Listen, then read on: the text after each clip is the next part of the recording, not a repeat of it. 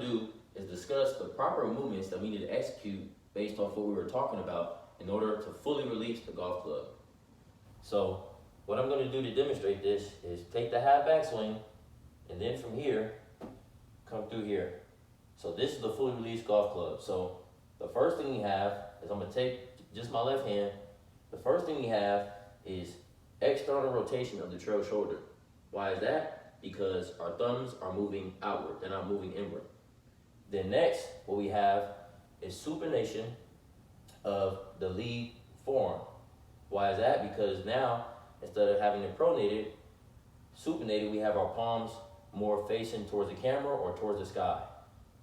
Then next, what we have is we have extension of the lead wrist. Why is that? Now this can be sometimes complicated, because if you go up and down the line, it may look like flexion. However, if I flex my wrist, so instead of having where my wrist is cupped per se, if I have it flexed like this, or the back of my hand is facing downward, we can see the club face is closed, and that's what we don't want. So we want to keep the face square. So we do have it in slight extension in order to fully release the golf club and keep the face square. Then, lastly, the last thing we have is we have owner deviation of the lead wrist. Why is that? Because instead of having it where the thumbs are facing towards the sky like this, we have it where the thumbs are facing more towards the ground. It's not super towards the ground, but it's more inclined towards the ground than it is facing the sky. So that's for the lead arm. Then, now let's demonstrate the trail arm. So again, take it halfway back, then fully release. Now let's go over the trail arm. So first, what we have for the trail arm, it will be the opposite from the lead arm. So we had external rotation of the lead shoulder. Now we have internal rotation of the trail shoulder. Then as well, opposite of the lead, we had supination of the lead wrist. Now we have pronation of the trail wrist. Then as well, again, opposite of the lead wrist, instead of having extension of the lead wrist, we have flexion of the trail wrist. However, the similarity we do have is we still have owner deviation of the trail wrist. So that is the movements that are involved in the lead arm and the trail arm to fully release the golf club. So let's demonstrate it from this side. So from here, I take it halfway back. Then here, now we have a fully released golf club. And as you notice, the face is still square, it's not closed. So we want to ensure that we still keep the face square as we fully release it. So those are the movements involved in a proper fully released golf club. So next, what we're going to discuss now is the movements that are involved in the improper release of the golf club, which is the chicken wing. So let's discuss this. So what we're going to do is demonstrate it first by taking a half backswing and then going into this chicken wing position. So the first thing we have, instead of having external rotation of the trail shoulder, is we have it still internally rotated. Then from here, when it comes to our forearm, instead of having it supinated like we had here in the full release, we still have pronation of the lead forearm. As well, we still do have extension of the lead wrist. However, the difference is, instead of having owner deviation of the lead wrist, we have radial deviation of the lead wrist. So that is what is causing this lead arm position for the chicken wing. Now, let's go back again, take it halfway back, and go here, and let's focus on the trail arm now. Now, for the trail arm, instead of having internal rotation of the trail shoulder, we still have external rotation of the trail shoulder. Then as well, instead of having pronation of the trail forearm, we still have supination of the trail forearm. And then as well, we still have extension in this right wrist. So that's the key difference versus the full release. And then as well, we have it radial deviated with this right wrist as well. So that is the difference between the full release for both lead arm and trail arm versus the chicken wing. So those are the movement breakdowns of the proper way to do it and the improper way. So hey guys, before we continue this video, I want to ask you guys a question.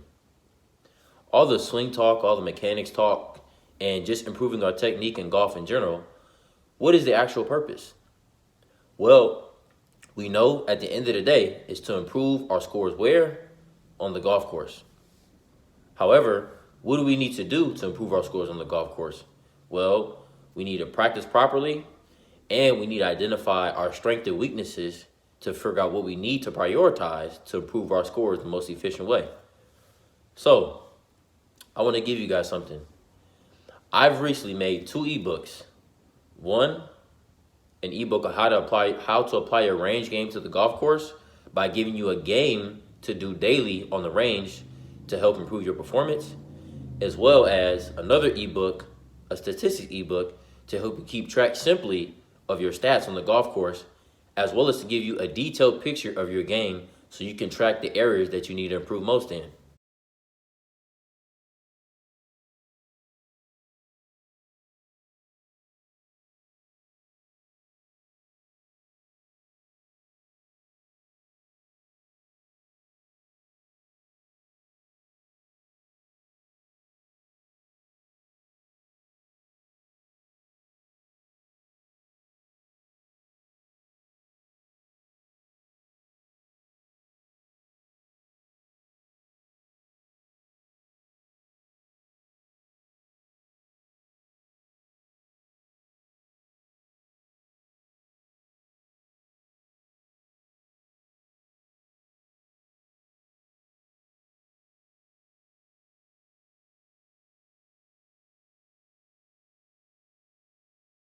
So, if you want to know how to improve the quality of your practice when you go to the range to apply to the golf course, and as well to have a statistics ebook completely broken down in detail to help you show what you need to work on in your game in the back of your pocket, go ahead and click that link down below. So now, what I'm going to do is show you some exercises you can do to improve all those movements. So to improve internal rotation and external rotation of the shoulders. Also, we're going to talk about how we can improve our flexion and extension of our wrist, supination and pronation of our forearm, and ulnar and radial deviation of our wrist. So first, we're going to start with the internal and external rotation of our shoulders. So what I want you to do is take a resistance band about this long, and I have 2 resistance bands wrapped here. It's 1 resistance band, but it's double the resistance. But what you can do is, depending on it, you can just have it where it's more looser. So, but I want you to take this resistance band, and what I want you to do is have it here, right? So just in front of your chest. And what I want you to do is take your lead arm, right, first, and then grab that middle part of the band where you're going to have it in your chest, and then place it on your chest right here. Then from here, what I want you to do is keep this lead arm here, keep this lead arm here. Then from here, take the trail arm, and then, so you here, have it here, set at 90 degrees. You can see it says perpendicular to the ground.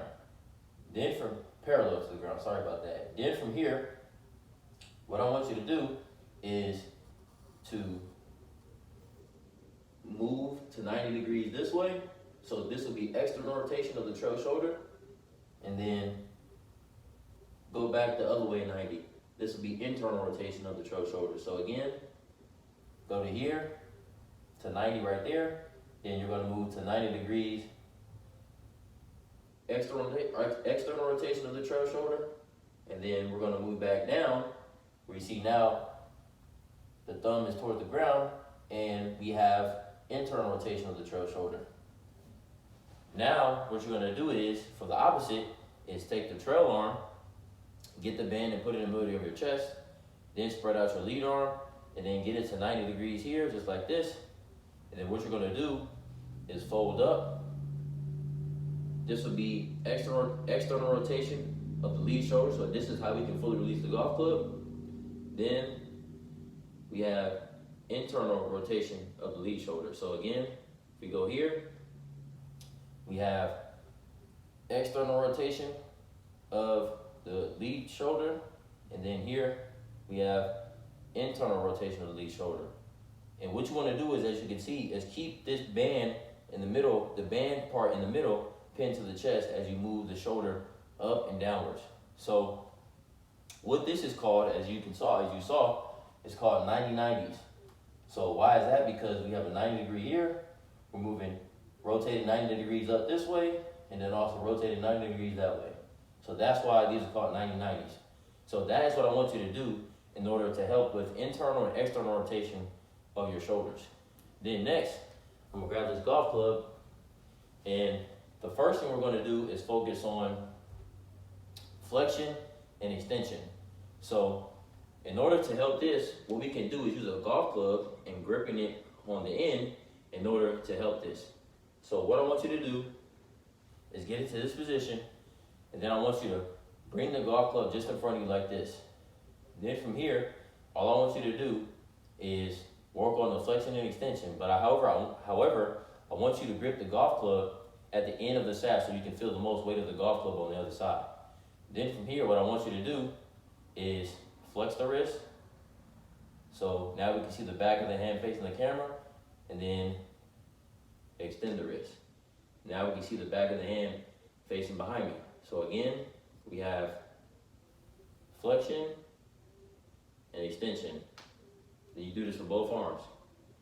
So you would do it here, we can go. Now, when I get this right arm, this would be extension because the back of my wrist is facing behind me, and this would be flexion because the back of the wrist is facing towards the camera. So again, we have extension and flexion. So that is the exercise you want to do to work on your flexion and extension of your wrist. Now next, we're going to work on ulnar and radial deviation of our wrist. So we talked about this earlier, but the hinging of the golf club. So again, what I want you to do is put the club in this position so you can see it a little bit better from this position with this movement of the wrist with the ulnar and radial deviation. Is what I want you to do is have it here parallel to the ground. Then all I want you to do from here is to hinge the golf club up so the thumb is going toward the sky. That would be radial deviation, then go back to neutral, and then thumb going towards the ground. That would be ulnar deviation. So again, radial deviation, neutral, ulnar deviation, neutral. Then you would do this with both wrists. So here, radial deviation, neutral, ulnar deviation, neutral. So that exercise is to help you work on your ulnar and radial deviation. And what this does is help us release the angle from this lag position of radial deviation to again now going to impact and releasing the golf club and having that ulnar deviation to fully release the golf club and transfer that energy. Then last, now we're going to work on the supination and pronation of the forearms. So now what I want you to do is take the golf club now this time and grip the middle of the shaft. And what I want you to do is have it set out this way, right? Parallel to the ground. And then now, actually instead of that, I want you to have it perpendicular to the ground. So as you can see, this 90-degree angle is perpendicular to the ground. So what I want you to do is have it where you have it in this position. So the first thing you're going to do is rotate your palm towards the ground. So this will be pronation. Then back to neutral, and then supinate the palm towards the sky. That would be supination. So do this again. Pronation, supination. Then you would do this with both forearms. So then now we have pronation, palm going towards the ground, neutral, supination, palm going towards the sky. And the goal is to get this club from perpendicular to the ground to parallel to the ground for both the pronation and the supination. So these exercises for the shoulders and the wrists and the forearms with those different movements will help you to fully release the golf club better instead of having that chicken wing position if you can't physically do it. These will strengthen those movements and allow you to fully release the golf club. So now, what I'm going to do is show you two different drills you can implement when it comes to your golf practice on the driving range to help you release the golf club better. So The first thing, of course, we talked about is the hinging and unhinging of our wrist, right?